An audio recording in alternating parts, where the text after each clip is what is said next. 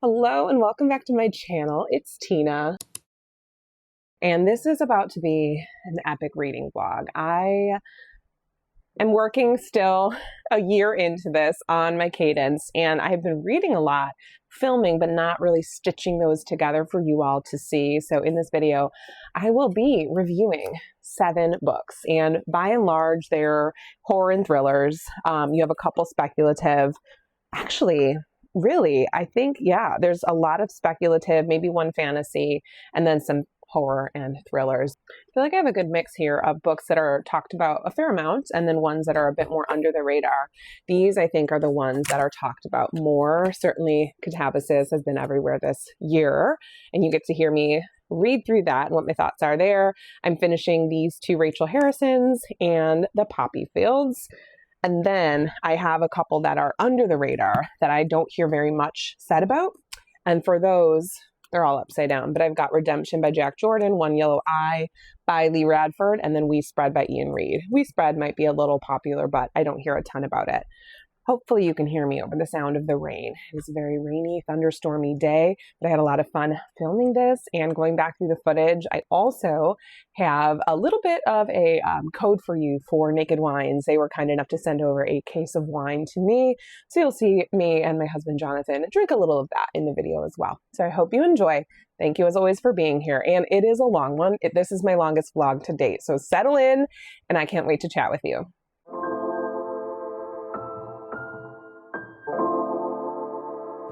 Well, it took me a literal month to read this, but I finally finished Redemption by Jack Jordan. And it took me a month, not because I wasn't enjoying it, but because I only had the physical copy. So please clap for me. This is the only book that I read fully in print the entire year. And it is a book that will really challenge you with your emotions because it is about this family who are dealing with grief because 11 years ago, their son was was in a hit and run accident, and he was killed. And he was only, I think, 11 at the time. And this book is a revenge story. It is about his mother and father who have very different ideas as to how they want to handle the news that Aaron, the man who killed their son, is now out of prison after having served a sentence for something like 11 years. And the mother is dead set on revenge. She will not rest until she murders him. That is her plan. She will not stop until she puts him to what she sees as justice. Tobias has very different ideas for this. His feelings for Aaron are irrelevant because everything he does is for his wife, because he knows that if he just stands by and lets her murder this man, obviously 1, she'll go to prison, but 2, she will lose herself and he will never get her back. This book is about them embarking on a road trip from San Diego to the desert to murder him. Tobias is interested in stopping his wife, and Evelyn won't stop until she finds him. And oh boy, this book is heavy. The sections where they're talking about the grief after having lost their son will break you, especially if you're a parent or somebody who loves kids very deeply. There's just no coming back from it. I also found Evelyn to be a very challenging character because on the one hand, who am I to judge a mother who's lost her child, right? God willing, will never know what that feels like. But the things she does are so horrible that it makes it very hard to empathize with her. So to that end, I think the author did a good job in creating this complex character. Tobias irritated me as well, the father, because I don't know that he was as fully fleshed out as he could be, because everything he would say is like, I gotta save my wife. This is for my wife. And speaking of children, today is Cassia's 2nd birthday. So we are going to have a good day together. But Tobias, I don't think was as fully fleshed out as he could have been. Who I think was very well fleshed out is Aaron, because I didn't realize this when I grabbed the book, but Aaron gets a perspective as well. And I found him to be a very sympathetic character. And that was the goal, right? The goal of this book, I think, is to get you to really look deeper and understand that people are more than just the worst thing they've ever done, right? This book is also hard to read in light of recent events that are very heavy on my heart this week, specifically We've had a lot of school shootings this week in my timeline and a lot of gun violence in America. And it just puts my heart in my throat. I understand this author is British and everyone in this book has a gun. Everyone. And I'm just like, got it. One, is this how other countries see us? Two, they're right. Are they right? Right? And there's so much gun violence in this book. It was very hard to read through, but also I think the author did a good job in pushing characters to the brink. This book does get very outlandish and a tiny bit, I don't want to say silly, but just overblown, right? What I think the author did well is they broke it up into 5 parts, the 5 stages of grief: denial, anger, bargaining, depression, acceptance. I liked that. I like this book because it's a book where there are no right answers. There are right answers in my opinion, but also it'll make you think about what you might have done in this situation. I did find it to be a bit laggy in the middle, but nothing that really tore me away from wanting to finish this out. And my feelings about these characters changed throughout. So to that end, I will say I think the author did a good job fleshing these people out. I, again, had a very hard time with Evelyn, especially toward the end. I did appreciate the ending. I appreciated how everything wrapped up. And I will say there are some animals that are in here. Let it be known that no animals die. So if that's something that's a trigger for you. This book is an exploration about what a child's death does to a marriage and what it does to people. And gosh, I wish nobody ever had to find that out. Overall, I do recommend it. I got this book off Blackwell's. I had to order it because I couldn't get a copy here in the US. So thanks to Michaela. She is the person that recommended this book and I bought it on her recommendation. I will link her channel below. You probably already follow her, but she and I have similar taste in books. And overall, I do recommend this one. I think I'm giving it 4 stars and I would totally try this author again. And I'm glad to have finished it. But on to my next read.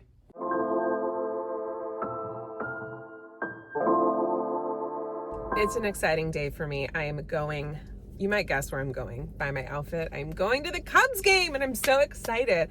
We like to get to at least one Cubs game a year and I haven't had the chance yet to go. So I'm very excited about that. But I wanted to show you what's in my bag because honestly, it's incredible. And then of course I'm going to tell you about my current read, but this is my bag and I'm going to be able to bring it in the game with me because it's not too big, even though you might think that's crammed, and it really is packed, but this thing holds so much. I'm going to link to my TikTok video below because I bought it from TikTok shop and I love it. I get compliments everywhere I go and you won't believe how much crap is in here. I've got my external battery, obviously. I have sunscreen because we'll be at a baseball game. I have a whole liter of water and this is the only water I had. I don't have like plastic bottles, but I wasn't sure if I could bring a reusable metal bottle into the stadium. I don't think so, but anyway.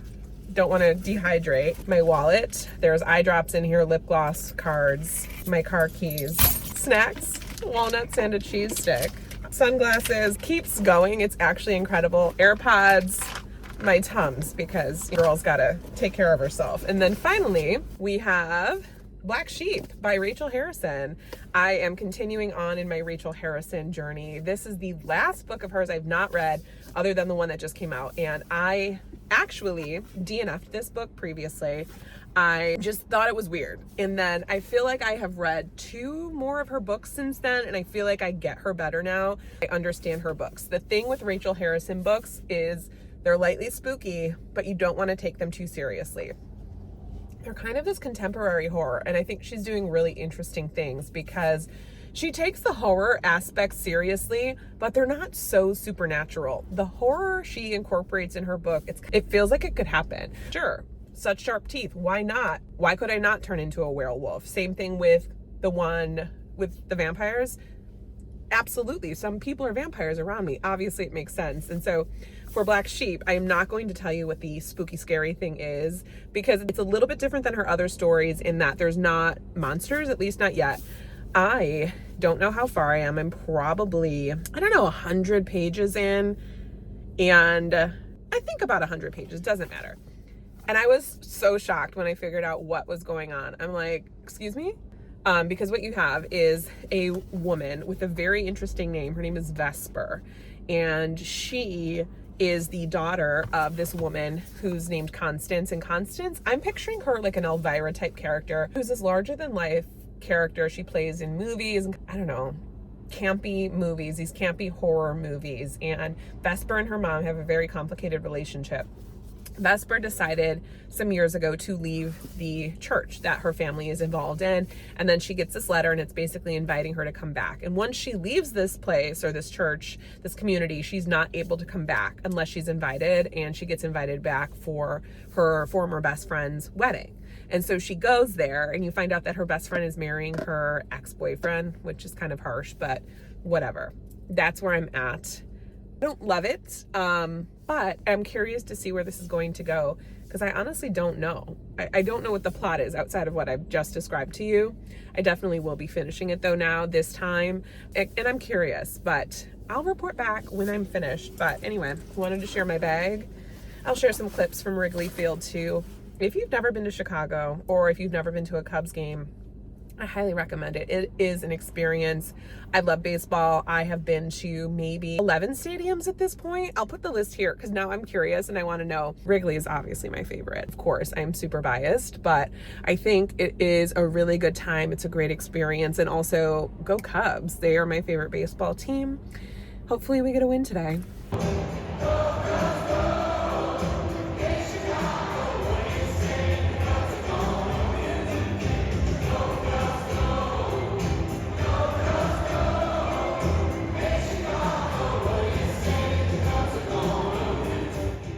All right, it's another Sunday, another football Sunday. But anyway, I'm not here to talk about football. I'm here to tell you about what I'm reading and what I finished. So, just finished Black Sheep by Rachel Harrison this morning. And honestly, I really enjoyed it. I am so shocked because I initially DNF'd this 2 years ago. And I would say for this one, the fun or what's going to make you quit it are in the reveals. So, this one is about a woman named Vesper, and nobody has a truly normal family, but her family is extra unique. They follow this very specific religion, and she left home at 18 and never looked back. And, they have these staunch rules, and one of the rules is if you leave the community, you're never allowed to come back. And so she is now 23 and has been living away from her family and everything she knows for some time. But then she gets a letter in the mail, and it's basically a letter that is inviting her to come to her cousin's wedding. And as it turns out, her cousin is marrying her ex, right? So her ex-boyfriend and her cousin are getting married. She's pissed. She's like, yeah, I don't think so. You can get married, but certainly not without looking me in the eyes when you do it. So she decides to go back home to someplace in New Jersey. And then when you get there, you figure out what their religion is and what this all means. I was initially, when I first read it 2 years ago, I didn't get the humor. I didn't understand Vesper, and she's kind of an asshole. And I'm like, why am I reading about this woman? She's a person that seemed just so cool and over everything. And then once I got to the reveal, I was like, I don't think I can hang with this. And then I don't know what's changed in the last couple of years. So I picked it back up, and it took me another couple minutes to get used to it. And then once I was in, I'm like, wait, I like this. So you have Vesper. She goes to her mom's mansion, and her mom is another character I struggled with. She also has this habit of collecting this strange memorabilia from her horror movies. And so it was interesting to see this wedding take place, but it's really not about the wedding. A lot more happens. So there's the initial reveal, and then there's a second reveal. And once I got to the second reveal, I was like, hell yeah. I loved that. I really enjoyed where this went. I think it was very interesting. And I think if anybody has dealt with religious trauma, this would be a very interesting book for you to read. I like where it went. I think it's super creative and still sort of funny. Doesn't take itself too seriously, and yet had a point of view and a perspective. There are some great lines in here toward the end, especially between Vesper and this character you discover is a part of the story. and I was interested. I was really hooked on this one. I would say this is very cinematic. That's one of the strengths of Rachel Harrison's books, is you can easily see these turned into movies or being adapted. And so this was very visually pleasing in your brain. If you have a good imagination, I could totally see this playing out on screen, although I don't know if it would ever get made because of some of the content it covers. But overall, I enjoyed this one. I really did. I'm giving it 4.25 stars out of 5, and I'm super glad that I picked it back up. And you cannot deny that Rachel Harrison has some of the best covers. And I just noticed the details on these. Both of them have this splatter. You can't really see it in Play Nice, but there you go. You can see the purple splatter. And then, of course, this one, the black and pink. I just love her covers.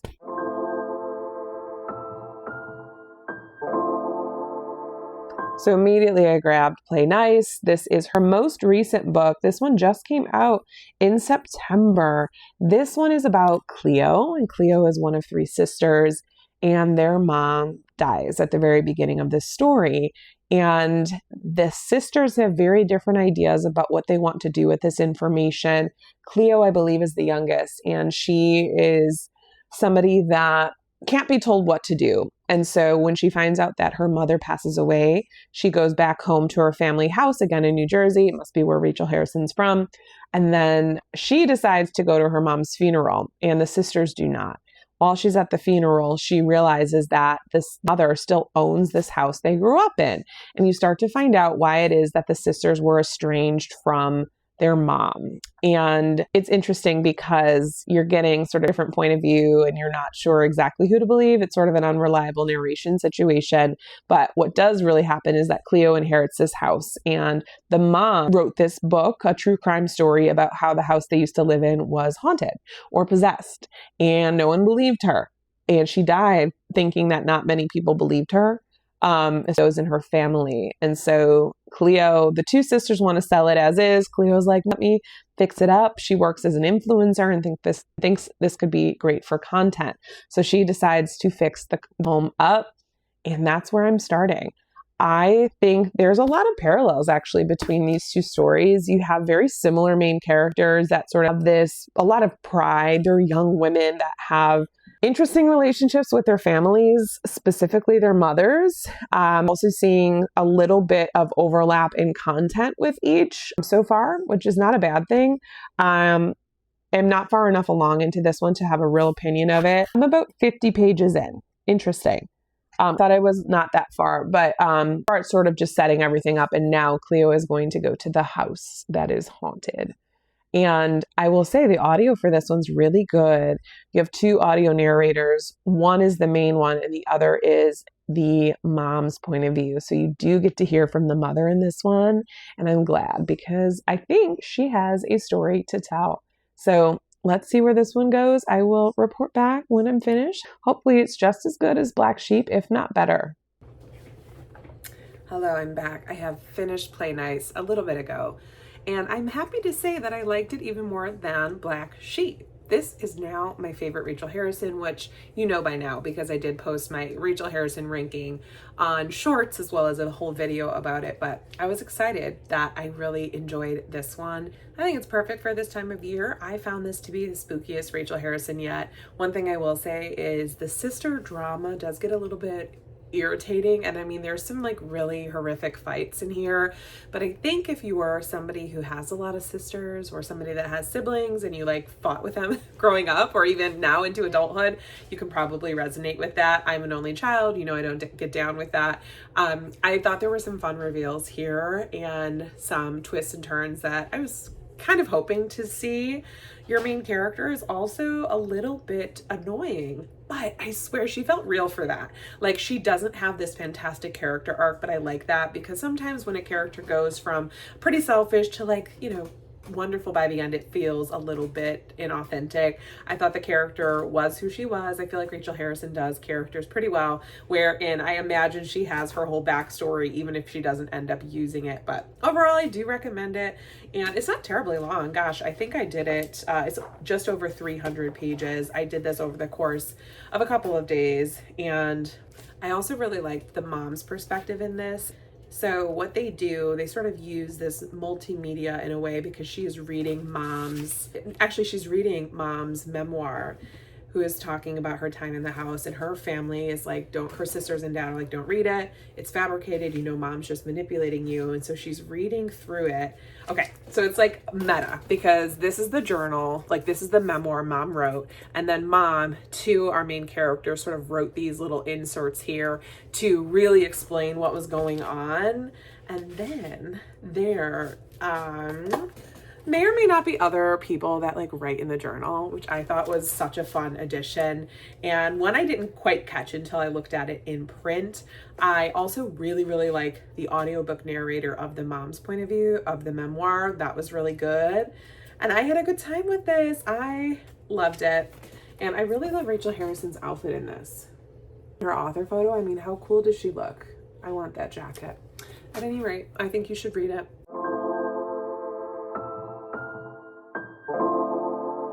Don't mind me and my pile of books here. I wanted to come and tell you about One Yellow Eye by Lee Radford. And I'm so glad that I stuck with this one. It is really good. And it's one of those books that grows on you and gets even better the longer you're reading it. I love when that happens. And I just looked at the back of it too. I should have known that I would have enjoyed it because the blurbs on this one are Rachel Harrison, who I've been reading a lot of, Mason Coley, who wrote William, a book I really liked. He has another one that just came out this week in my timeline. And then Nick Cutter, and I love his book, The Troop. So there's some definite author comps on here, and it makes sense that I'm enjoying this book. This one is a very scientific take on a zombie apocalypse. It is about a researcher named Kesta Shelley, and Kesta has just survived a major zombie epidemic that has left London ravaged. So she is a researcher. And the thing about Kester is she is also very determined and stubborn. And she feels that her life is not worth living if she can't have Tim in it. And Tim is one of the very last people to be affected by the zombie virus because it's all but eradicated. And she decides to try and keep him alive while she works on a cure. And she's not just working on this cure by herself. She is a part of what they are calling the Zombie Apocalypse Recovery Group, or ZARG. And she is working to find a cure for this disease. I am about 50% through. I'm doing the audio. And the beginning is more of the setup. It's more of the plague and what happened. You're getting to know Kester. And she is this complex, kind of unlikable character who is doing anything she can, but you cannot help but feel for her because she is risking everything to try and save the love of her life. She is keeping him in their house and she's giving him blood and medicine that she takes from the lab where she works at to try and keep him alive. What I love about this is that you get the grossness, you get the symptoms, you get all of the fun of a zombie novel, but you also get the science. This is pretty scientific, and I'm loving that I'm learning. And so they do find in the middle of this sort of an idea about what they think is happening and why. And from what I can tell on my light Googling, it is based in reality. So it's a real thing that exists in some organisms. And so they're sort of making the assumption or making the claim that it went from this one group to humans. And I'm loving that. I love when authors do their due diligence. The writing is solid and it's sad. I feel bad for Kester, but I'm also very excited because I'm really rooting for them to find this cure. And I just don't know how this is going to end. I'm nervous. I feel like it can't end well. It can't end well, right? Unless she gets Tim back and they find the cure and everyone lives happily ever after. But something tells me that's not how this book is going to end. But of course, I will come back and tell you what I think about this when I am finished. But so far, I'm digging it. And I love a book that has a unique premise. This book is unique. I've not read very many things like it. I do think it is a take on Frankenstein. I'm gathering there's a loose inspiration there, given that their last name is Shelley, like Mary Shelley. But that's just an assumption. So I just went to the acknowledgments. I'm trying not to spoil anything for myself. And it's a novel about how far we will go to keep the ones we love alive. It's inspired by the author's experiences with her lovely dad during the final year of his life. He had battled cancer, and she is basically writing this in his honor. But overall, very good. I am digging it. I'll come back when I have more thoughts. Oh, I love this book. It's so good. You guys, under the radar gem. I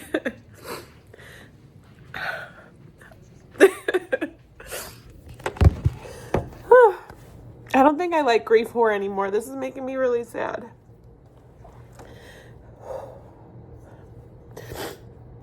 You should read it, though. It's really great. I am absolutely just blown away by this book, One Yellow Eye by Lee Radford. I love it so much. 5 stars. And it, as you saw previously, made me weep. Literally made me cry. I haven't cried that badly from a book in a minute. God, does this book have so much to say about love? And like, I just finished it, so I'm still thinking about it. It has a lot to say about love and the things that you do for the people that you love.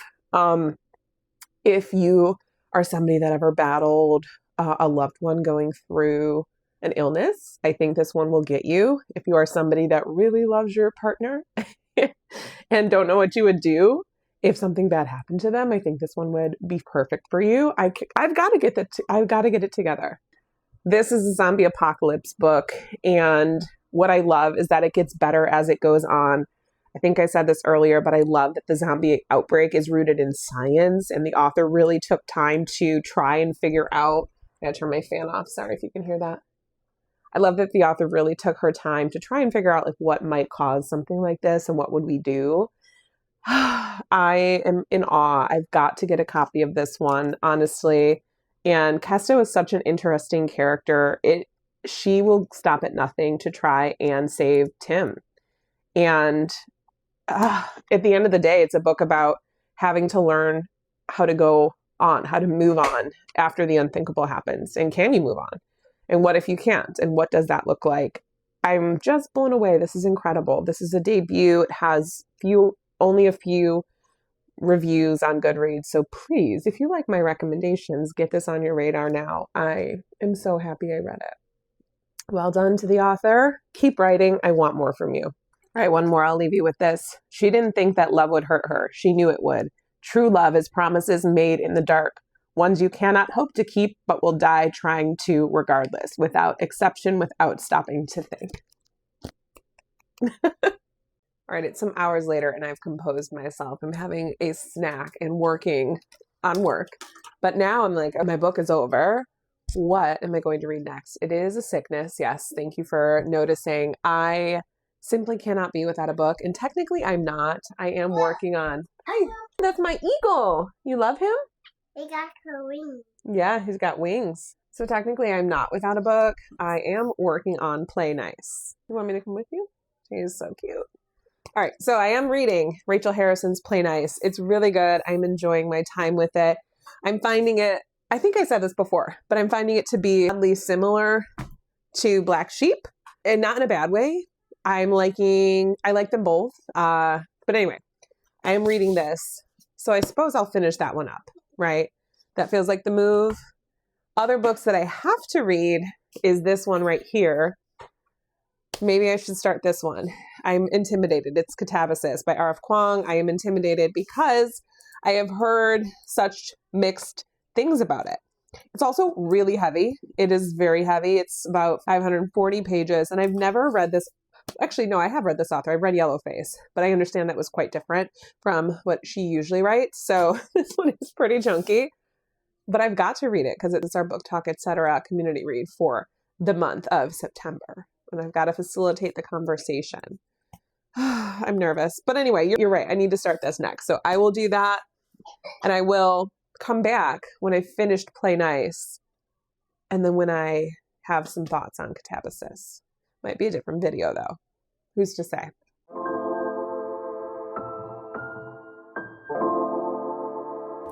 Another weekend and another check-in on my current read. I am reading Katabasis by R.F. Kuang. It is our community read for Book Talk, etc. And honestly, I am loving it. I'm very much enjoying my time with this one. I started it on Friday. Right now it's Sunday and I have maybe a quarter left. So I probably will finish it today. I'm flying through this. I really thought it was going to be much more of a slog, but I'm not finding it to be a slog. Yes, there are a lot of things that I'm like, I don't know what you're talking about, but I like that. I liked that the author is kind of flexing her stuff and showing how smart she is and inviting the reader to be curious as well.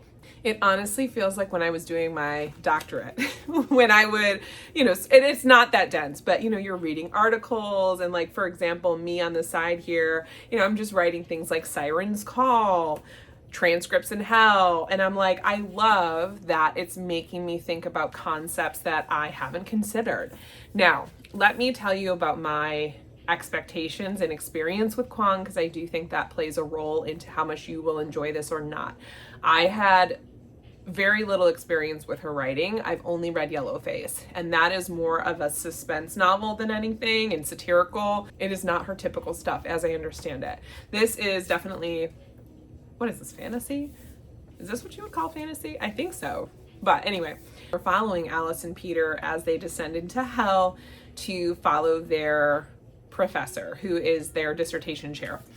And they're at Cambridge. And what I wasn't expecting is that they literally immediately go to hell. Like, I'm talking within the first few pages, they are diving into, doing the spells they need to do to get to hell. They are magicians. And the reason they're going to follow their professor is because he is the only one that can basically pass them and get them their doctorate. Alice is our main character, and she was initially planning to go because she was in the room when he died, and she feels like if she can't be a magician, there's nothing for her to live for. So she decides to follow him to hell and bring his soul back so that he can pass her. And just buy that. Just go with that, okay? You are also getting Peter. Peter is sort of her rival at school. He's also brilliant and very different. She is an outsider, doesn't fit in. He was sort of bred in that world. His parents are professors. And so he sees what she's up to and decides to follow her down into hell. And you're doing that truly. On page 9, I write, Alice and Peter travel to hell. So you're getting right into it. What I was not expecting was for this to be so funny. I wasn't expecting it. It's really clever and in ways that are subtle. And the dialogue is excellent. I'm loving the dialogue. It's not cheesy for me. I think there are some things in here that will go over your head, and that's okay. You have to be okay with that. Maybe it won't go over your head. Maybe you're also brilliant like Kuang, and that's great. And I love that. I can understand the obsession. I can understand the ego that goes into it. I can understand the personalities that are in academia, and I really enjoy it. So I told you before I gave you that synopsis that I was going to tell you my experience with R.F. Kuang. I've only read Yellowface. I was nervous going in. So I think with that, I'm very pleasantly surprised that I'm loving it as much as I am, because I expected not to. I expected it to be more dense, and I'm not finding it dense personally. It's activating my brain, but that's a good thing. For this one, I'm doing a ton of tandem reading. So I'm listening. I started at 1.75. Now I'm up to 2. And I am literally tandem reading because I'm annotating right along with it. Now, you don't need to. If it's something you enjoy, great, do it. If it's not, you don't need to. Because it's very straightforward. What you are doing is following these characters as they travel through the many layers of hell with the hope of finding their professor. That's it. And I was kind of confused. I'm like, well, how are they going to bring him back up? What they're going to do is they are going to barter with King Yama the Merciful, the ruler of the underworld, to sort of make a trade and bring him back up. And again, I think you will like this if you maybe don't have much expectation going in. I have not read Babel. I have not read The Poppy War. So I didn't know what to expect. I'm wondering if you've read those books, if you will like this less than I'm liking it. Do you know what I mean? Because as it stands, I'm incredibly impressed with this. Her writing, impeccable. She's a genius, truly. And I don't find it to be in a show-off way. Why? Show me your brain. Show me all that you know. I'm loving it. I really am. because I haven't read Babel or the Poppy War trilogy, how exciting for me that I get to experience those things. So that is where that's where I am currently. I think this will make a good conversation. I think so far the reviews for this are very polarizing, and I guess that's fair, but I'm like more than ready to defend my position because I'm really enjoying it and I think it is excellent. I don't think this is one where you can just put the audio on and skim through it. You could, but I think you'll be lost. I think you'll miss a lot of the nuance and the subtleties that make this so interesting and so smart. Not to say I'm like, believe me, I was doing the girls' hair, I was working around the house. I was not just sitting here, tandem reading all weekend, although that would be wonderful if I was. So there are things I'm sure I missed. This to me feels like the type of book that I could read again and again and get more and more out of it. I would be curious too to read Dante's Inferno, which, obviously also tackles hell. And I should also say, I think I am not one that grew up on religion, so I have no idea what the parallels look like if you are someone that grew up with religion. So that's another thing I'm curious to talk with our patrons about, because I'm wondering if you're very religious, how you'd find this, and from what you know about hell in your religion, how that translates. But so far, loving it. We'll check in later today when I am finished. Well, it is now hours later, and I have officially finished Katabasis. It is a stormy day. I feel like it's perfect for a book like this. I really enjoyed it. I'm giving it 4.5 out of 5 stars. Not quite perfect, what novel is, but I thought it was excellent. I am going to go back through and annotate. I started, as you can see, and just overall, I had a good time with it. It is everything I said it would be. I don't think the ending did anything that would bring it up or down if you were on the fence about it. I'm very satisfied with the ending. I enjoyed how it was structured. I think it's structured really well. And it was pretty clear to me where it was going in terms of like, okay, there's these different layers of hell. Are they going to find Grimes? What are the lessons? Etc. And I thought it was very good. Gosh, I don't even know how to end this, really. For this one, I think it is hard to describe if it's character or plot driven, or both, or none. It's almost none. It's almost a little bit more philosophical and abstract than either being one or the other. I will say, I don't know that Alice is going to be everybody's cup of tea. I don't know if she's an anti-hero. I'd have to look more into that. I like how well developed she was in certain aspects. In other aspects, I felt like it was not as complete as I would have liked. Because again, you really get dropped right into the action, and you do go back a little bit and figure out how she got there, how she met Grimes, and what all of that looked like. But I think I would have liked even more development in that sense. I think the author had a fantastic things to say about feminism, specifically feminism in academia. I think this book is great for fall. It is very detailed, but also very atmospheric. It's got magic. It's historical. It's a thought-provoking book. I could totally see somebody reading this, by a fire, having a cup of tea. Like, it totally lends itself to that. I would say for this one, I was able to read it deeply, but also quick. It didn't feel like a slog to me. And overall, I enjoyed it. I really did. Oh, one thing I thought was interesting is I could not figure out in the beginning where it was set. And then one of the characters is asking about what's going on Earth. And Alice ended up telling her that somebody shot John Lennon, and that really set the time period, because I was like, okay, he died in 1980. So this book had to, and she had been there for 10 years, this character in hell. So I was like, oh, it's set in the late 80s, early 90s. So I think that's helpful to know, because at first I was like, is this set in the future? I couldn't exactly put my finger on exactly when it was set, but it's set in the late 80s, early 90s, in case that's of interest or import to you. Overall, I will definitely read this author again. Do you think I'd like Babel or Poppy War better? I'm leaning toward Babel because I don't like series, but overall, I will read this author again no matter what she comes out with.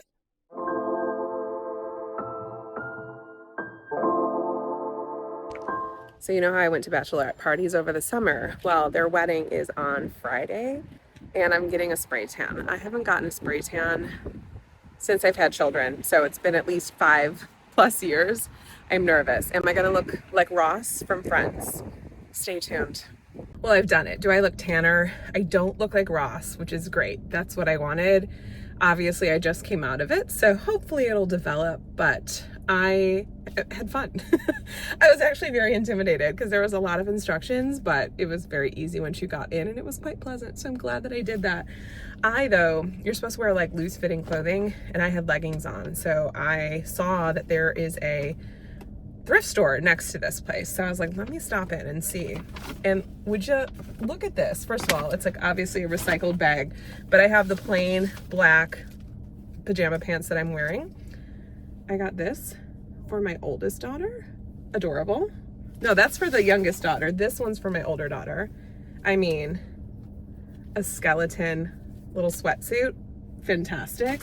And I needed a purse, so I got a purse. Somebody's watching me, that's fine. I got a purse, and it's velvet just like my dress. The reason I'm telling you this is because I spent $10 on all of this. $10 total. That is fantastic. I think everything was 50% off today.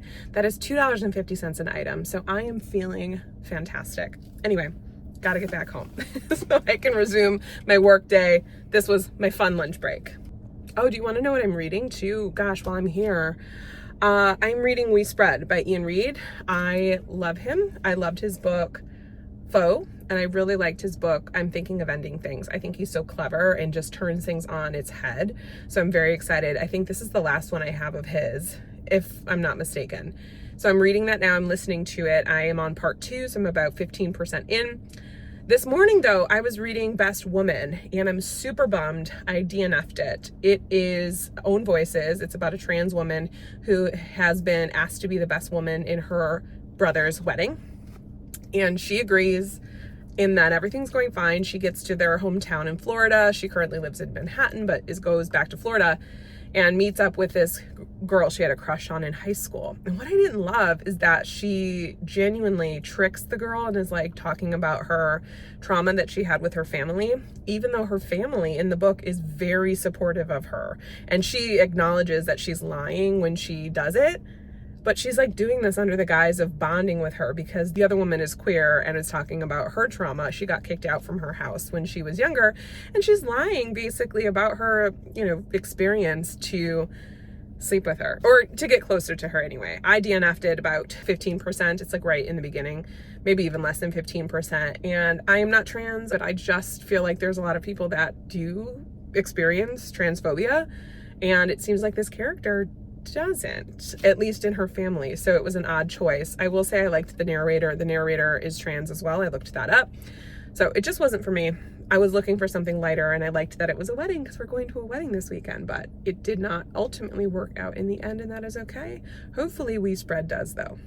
It's some hours later. The tan is developing. I feel bonita, but I want to show you and tell you a little bit more about We Spread by Ian Reid, and I am digging it. I already know it's going to be a weird one. It's going to have some sort of weird twist by the end. So this one is about Penny, and Penny is an artist. She's lived in the same apartment for decades, and she is surrounded by things that remind her of the life she used to have. She is no longer with her husband. He passed away some years ago, and things have started to slip. So she finds herself in this long-term care residence after one too many incidents, and this residence is very intriguing. I'm trying actually not to read the synopsis because I don't know what's going to happen, but basically she is at this long-term care facility. She gets there and it's very small. It's very, very nice, but there's only like 6 people that live there, and she is wondering why she's there. Everyone keeps telling her, hey, you set this up, you and your partner set this up, you knew about it, you just forgot, etc. And so she's like, oh, that doesn't seem right, but she does feel nice. It feels nice to be cared for, and so she decides to give in. I'm about 30% in or so, maybe 25% in, and this book has a lot of dialogue. So if you are not somebody that likes that type of thing, then you might not enjoy this, but I don't mind it. I'm enjoying the dialogue. I'm enjoying figuring out where Penny is going. I think Ian Reid is such a talented author because, if I'm not mistaken, he writes primarily female characters, although I think the person in Foe was male, but he does a really good job with it. He's also making great remarks about aging and the care that we give or don't give for people that are elderly, and what happens if you have no one to care for you. So far, I'm intrigued. I'm very nervous though, because I have a feeling this place is not all that it's cracked up to be. But this one is quick. I would say it is atmospheric as well and a little bit unsettling. If I didn't know that something was coming, I would almost call it cozy.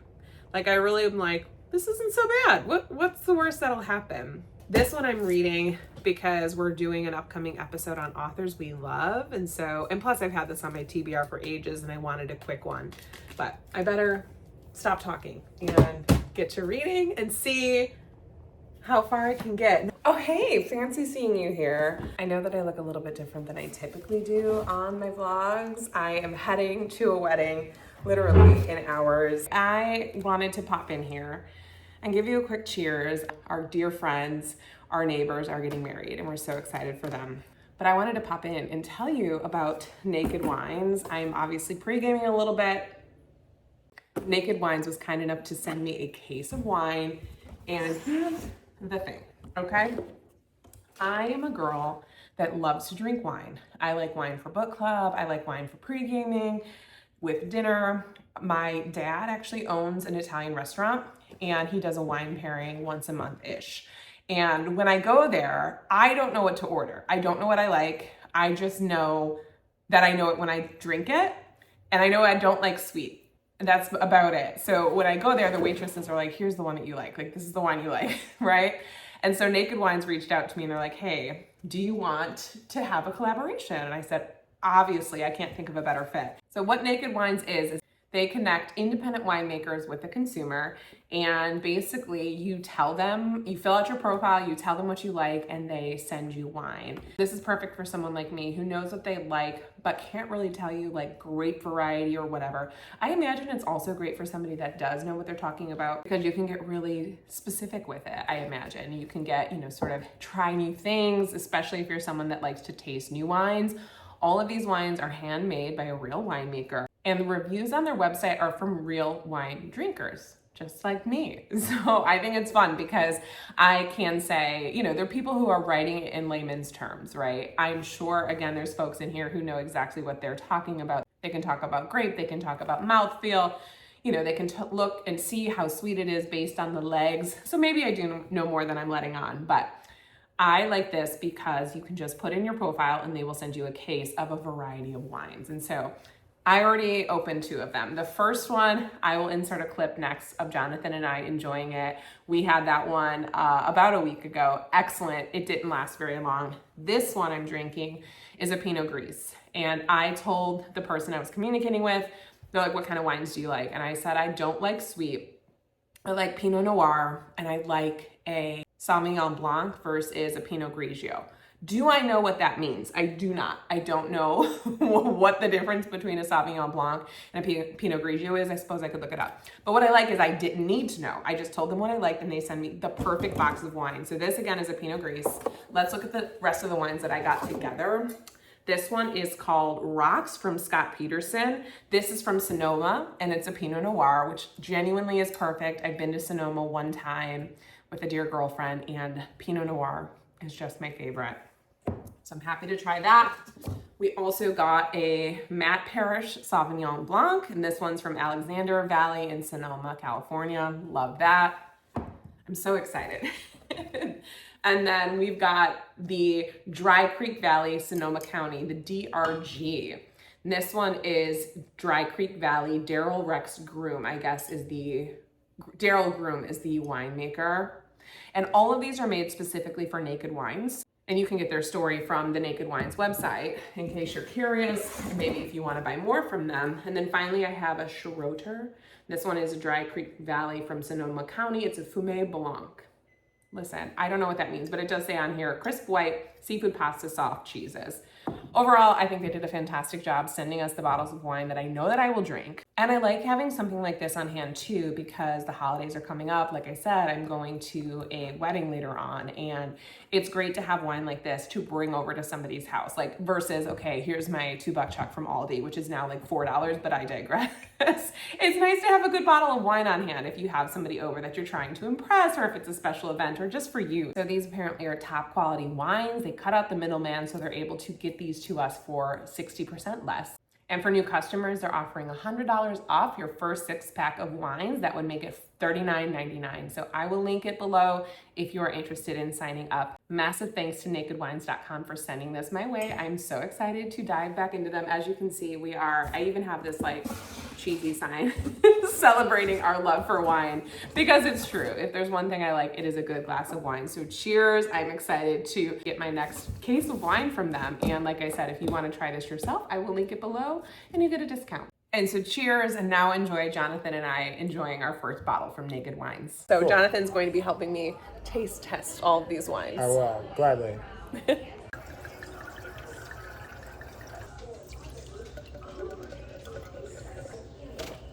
All right, first sip. I'm smelling it first. You're classier than me. Good? Yeah, it's really good. It's not as bold as I thought it would. Not as bold as I thought. Drinkable. Very drinkable. I love it. What's your rating out of 10? 8? I'm gonna give it an 8 too. It's a good 8. It's a good 8. 8 is great. I'll get out.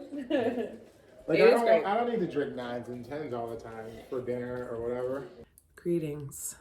Looking crazy because it's very early in the morning and we are getting ready for work. But I did indeed finish We Spread by Ian Reid, and I am disappointed. Unfortunately, I really was expecting something that was more in the vein or along the lines of Foe, and I'm thinking of Ending Things. For both of those stories, you get information in the last, 10% that changes the story and puts the entire thing on its head. And I loved that. I love when books do that, where you end up getting more information and you totally change your opinion about it or understand, and everything comes together. This one, for me, didn't have that. It wasn't a bad book. I gave it 3 stars, but it, for me, was lacking that shock factor. And I love that.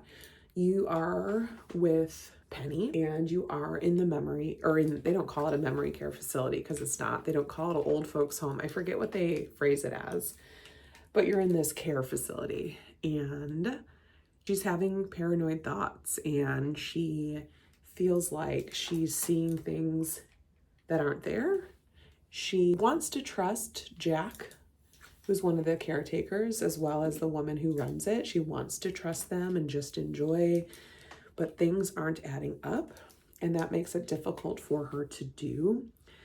I like what this book had to say about aging and what it had to say about memory. And if your memories start to fail, what does that mean for you as a person? If you have unlimited time, wouldn't it be great to have all the time in the world to do all the things we want to do? But to what end? If you're just waking up, eating, doing whatever task, and sleeping. What does it mean if you don't have people there to share it with? And that is it. That's basically, for me, all I took from it. I still will read this author again. I think it was well written. I just was expecting it to be, oh, she's in space, or a murder mystery, or something super dramatic. And that is my fault. I also think there are people, I have not read reviews, so I could be missing the point almost completely, which is very possible. She does meet this man, I forget his name. Call him Herbert. I don't think that's exactly right, but it's close. He was very into mathematics, and that was his thing when he was younger. He worked, in math somehow. And he just kept having these points that he would make. Did you know N equals a number of participants or whatever?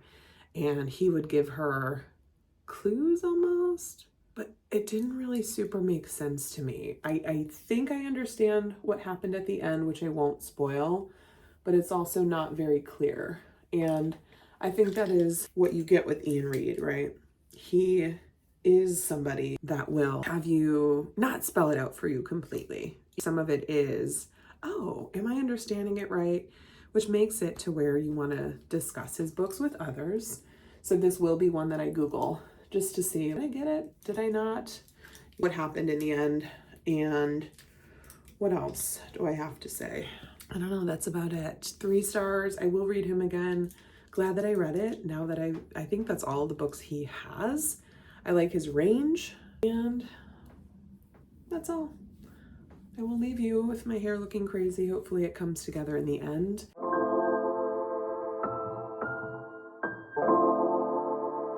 All right, so I'm listening to The Poppy Fields by Nikki Erlich, and I like it. It is very similar, I think, to The Measure, and I think The Measure was just so singular. It was so good and creative that I wonder if this one's going to be able to hold up to it. But honestly, so far so good. I'm digging it. I'm also digging this weather, probably 65, 70, and it feels beautiful. Oh yes, and also it's really good on audio. It's full cast narration, so I do think that's the way to go with this one, is to do audio, because they have multimedia components that I'm enjoying.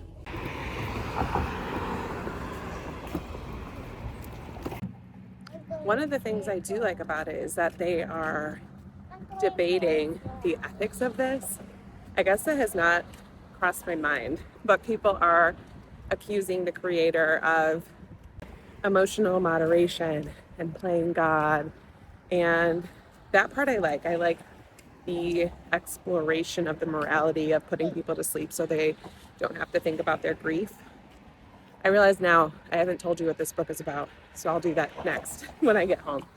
But so far, 30% in, it's good. Hey pals, I am back, and it is fully, school is back in session. I had flown through a book this week, so much so that I think I just gave you the introduction to it yesterday, but I ended up finishing it just now on my train ride, and that is The Poppy Fields by Nikki Erlich. And I had really high hopes for this, very high hopes. I love The Wizard of Oz, I love The Measure by Nikki Erlich, and I love speculative fiction. So I knew I was setting myself up. I also love the edition that I got. I got the special edition from Barnes & Noble, I think. I got it from Thrift Books, but it's beautiful. And I liked the book. I did like it. I gave it 3.75 stars, spoiler. I thought it was good, but it wasn't excellent. The writing is beautiful. There's some excellent points. And the characters, I think, is where I wasn't as enthralled as I think I would hope for a story like this. So let me tell you what it's about in case I didn't already. It's about this procedure, and basically folks that are experiencing grief can go to the poppy fields and get put to sleep legally. They're in a deep state of slumber for 3 months or a month or however long it needs to be for them to get over whatever it is that they are experiencing. So you have people that have lost their partners, you have people who are going through a divorce or loss of a child. There's some really significant loss that these characters are experiencing. And what I didn't realize, and I should have known, because this is a Wizard of Oz loosely inspired book, and I'll tell you the ways in which I see that, I should have known that this would also be a book about the journey and not the destination. I thought this was going to be a lot more about the fields themselves and about the characters who are there, what they're up to, if they're put to sleep, what they're getting over, etc. And it is kind of about that. But really what it's about is these 4 characters that are taking a journey to the poppy fields. Just like the Wizard of Oz, they're journeying to Oz. They are journeying to the poppy fields. And so I don't have the book in front of me, so let's see if I can do their names. You've got Ray. Ray is a firefighter. He is grieving the loss of his brother. You have Sasha. What's her deal? Sasha's fiance just died right before their wedding, so she's dealing with that. You've got Ava, who has a little dog, and Ava is going to the poppy fields because her sister is there. And then They are all brought together because of a tornado at the Kansas City airport, and they decide to take a road trip from Kansas to California where the fields are. I loved it. I thought that setup was so clever and just funny. And so these characters decide to drive because, of course, flights are delayed because of weather and whatever. So they drive this very long distance, and on the way they find themselves, and you find out that they all have secrets. The secrets are good. There were some reveals that I was like, oh, I didn't predict that. And then they ended up getting this other character on board. Her name is Sky, and Sky is a bit of a hitchhiker. There were some good scenes with Sky, and it was interesting because Sky is 18 years old, and the people in the car are in their, I don't know, 30s, maybe 40s, maybe late 20s. Yes, one of them, Sasha, is just about to turn 30, and it's a big deal for her. So anyway, they're not 18 though, and I liked the juxtaposition between that have their journey already in motion. So the folks that are in their 30s plus their journey, they've made choices to where now the world is less open to them. Of course, you can always change course and things like that. But as you get on in age, you make decisions about who you're going to marry, the career you're going to have, and things like that. Whereas, possibilities are not endless. And then you have that juxtaposed with Sky, who's 18, and she is going on this journey to experience as much as she can. She wants to drink the marrow out of her life. So that was kind of fun to read about. Then these characters go on this road trip, and there's some meandering along the way, and they eventually do get to the fields. That's about it. I mean, of course, when they get there, you find out what's going on. I like that there are speculative elements to this. So there are a lot of people that are taking issue with the poppy fields because, yes, they go to sleep for, we'll say, a month, but 1 in 4 people who go under this procedure lose their empathy or their feelings, basically. So they lose the love they had for that person, and they can't get it back.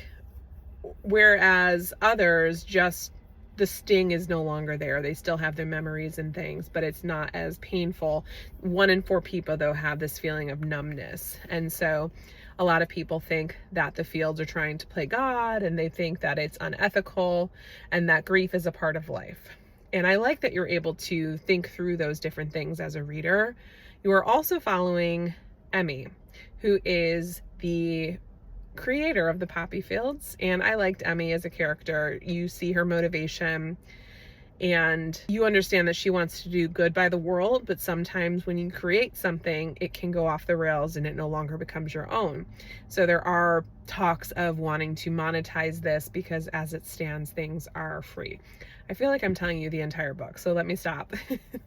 The parallels between the characters and the Wizard of Oz are, you have Emmy, Auntie M, have a little dog. You have it starting in Kansas. There's a tornado. They're taking the journey to the poppy fields. Of course, the poppy fields are a part of the Wizard of Oz. And I love that the car they rent is called the Lemon. So it's yellow, like the yellow brick road. And there were parts that were just so whimsical. This one is a quieter story than The Measure. The Measure, the possibilities are endless. It just opened my mind to so many things.